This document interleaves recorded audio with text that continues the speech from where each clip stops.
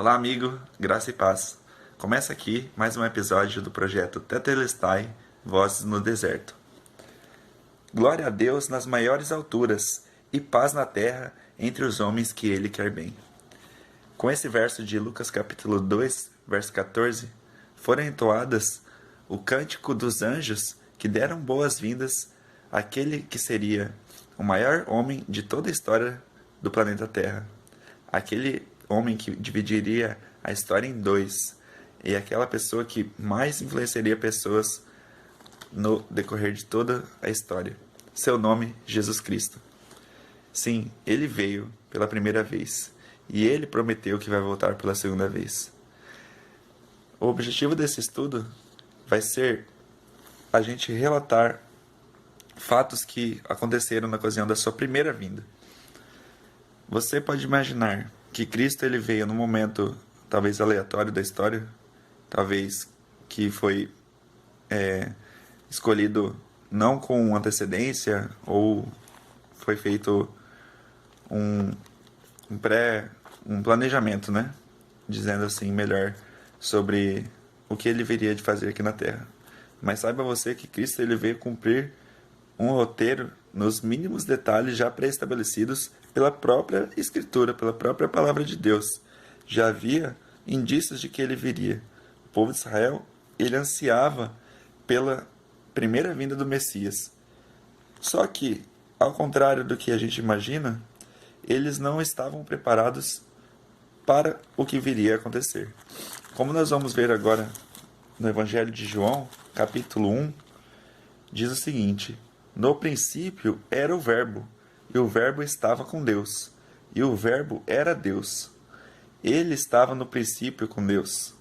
Todas as coisas foram feitas por ele, e sem ele nada do que foi feito se fez. Nele estava a vida, e a vida era a luz dos homens.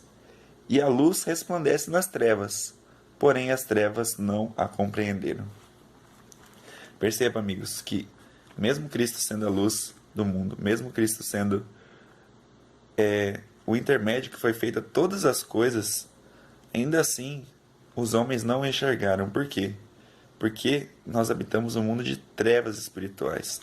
Nós habitamos um mundo que não tem o discernimento da visão espiritual que, por exemplo, os anjos têm.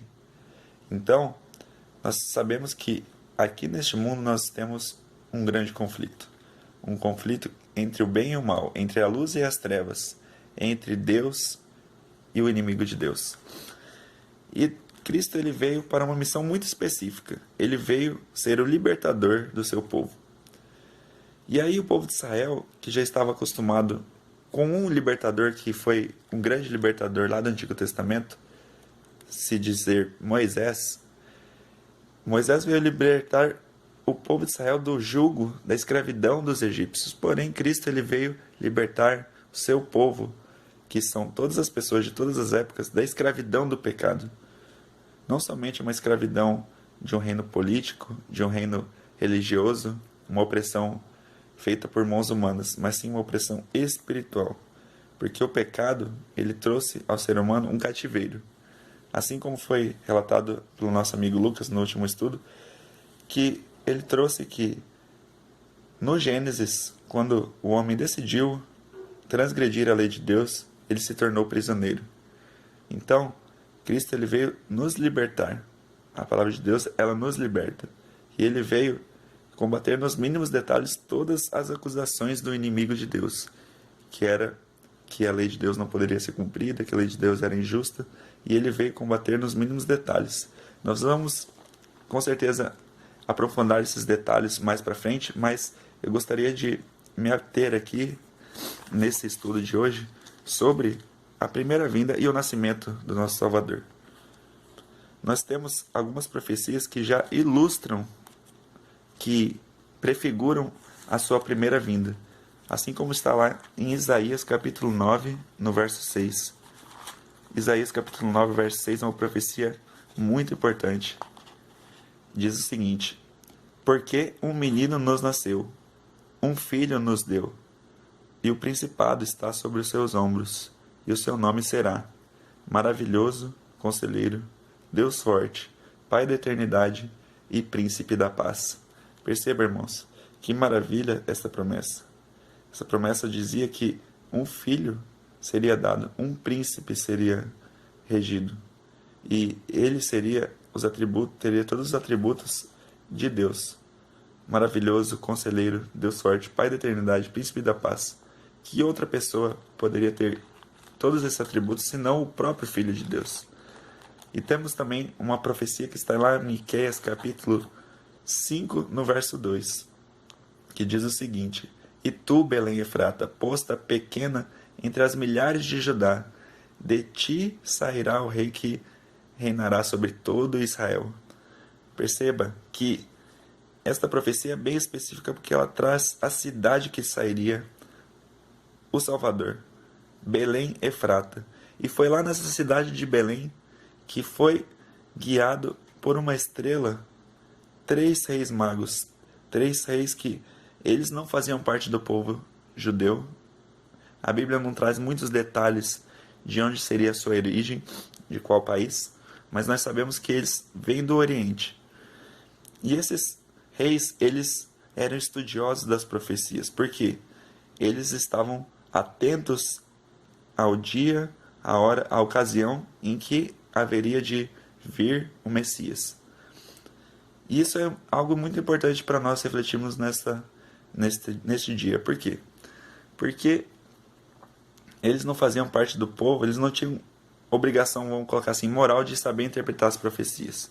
Mas eles eram estudiosos, eles eram, vamos colocar assim, pessoas que estavam sedentas por saber compreender as profecias. E nós vamos abordar nesse canal, nos próximos vídeos, nos próximos estudos, mais sobre escatologia. Essa palavra talvez muitos possam nunca ter ouvido falar, mas escatologia é um estudo aprofundado das profecias, especificamente das profecias que estudam os últimos eventos e os últimos acontecimentos da história da humanidade. E voltando lá para os 3 reis magos, eles trouxeram presentes para saudar e para dar as boas-vindas ao Messias. Enquanto os religiosos e os reis daquela época que regiam o reino de Israel estavam mais preocupados em perseguir, em tirar a vida deste menino, os reis magos, eles vieram dar as boas-vindas e dar as suas saudações. Perceba, amigos, que muitas vezes a gente não deve basear nossa religião, nossa religiosidade, nossa fé naquilo que nosso pastor, aquilo que nosso líder religioso, nosso bispo, nosso missionário, nosso apóstolo, ele diz para nós. Mas sim, nós devemos basear neste livro, porque este livro é o livro que traz todo o entendimento profético, todo o entendimento espiritual acerca das coisas que estão por vir e também uma correta compreensão das coisas que já aconteceram. Então, amigos, Cristo ele veio num tempo determinado. A profecia se cumpriu. A profecia que diria que o Messias viria exatamente na mesma ocasião que já estava escrito. E nós vemos que Cristo ele veio num período da história que é chamada plenitude dos tempos. Ele veio no tempo exato. Ele não veio nem antes nem depois do que era para ele vir. Ele veio no tempo exato. No tempo que o povo precisava que ele viesse. E, embora muitos esperavam um Messias com pompa, com honra, com glória, que talvez viesse libertar o povo de Israel do jugo dos romanos, que era o povo que estava sendo o povo dominante, né? Vamos colocar a potência mundial daquela época.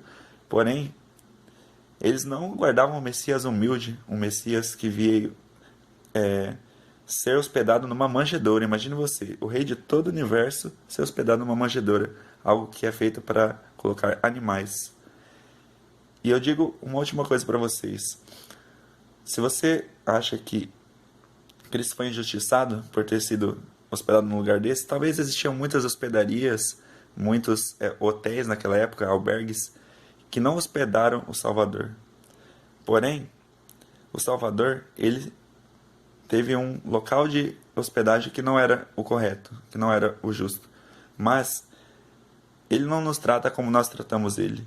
Por isso, ele está preparando um lugar lá nas mansões celestiais, um lugar maravilhoso, um lugar onde vai ser coisa que olho algum jamais viu, nem jamais penetrou no coração humano, e nem ouvido algum jamais ouviu as coisas que Deus preparou. Deus tem preparado um lugar para mim e para você, ao contrário do que ele foi tratado, ele vai nos tratar da maneira como ele merecia ser tratado, melhor dizendo. Então, meu amigo, Cristo, ele veio a primeira vez e ele prometeu que ele vai voltar a segunda vez. Cristo, ele tem preparado um lugar para você. E Cristo, ele espera que eu e você tenhamos uma correta compreensão das profecias. É essa a mensagem para você nesta semana. Tenha uma boa semana. Não se esqueça. Tetelestai.